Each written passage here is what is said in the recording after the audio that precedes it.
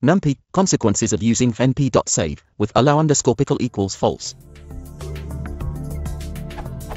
According to NumPy documentation here, by default, a matrix is saved with allow_pickle equals true, and furthermore, they tell what could be problematic with this default behavior. Allow_pickle, bool, optional allow saving object arrays using Python pickles. Reasons for disallowing pickles include security, loading pickled data can execute arbitrary code, and portability. Pickled objects may not be loadable on different Python installations, for example if the stored objects require libraries that are not available, and not all pickled data is compatible between Python 2 and Python 3. Default, true. After reading it, I would of course prefer to use allow_pickle equals false, but they do not tell what is different when it is used this way. There must be some reason they use allow_pickle equals true by default, despite its disadvantages. Could you please tell whether you use allow_pickle equals false and how it behaves differently?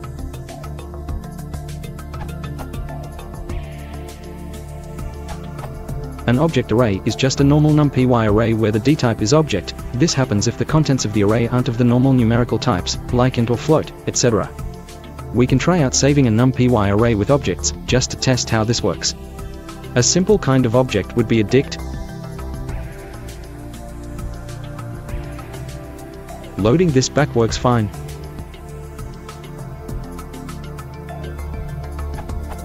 The array can't be saved without using pickle, though.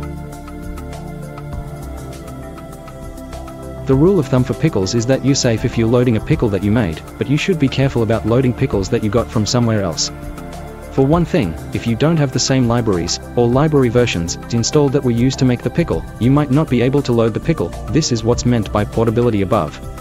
Security is another potential concern. You can read a bit about how pickles can be abused in this article, for instance.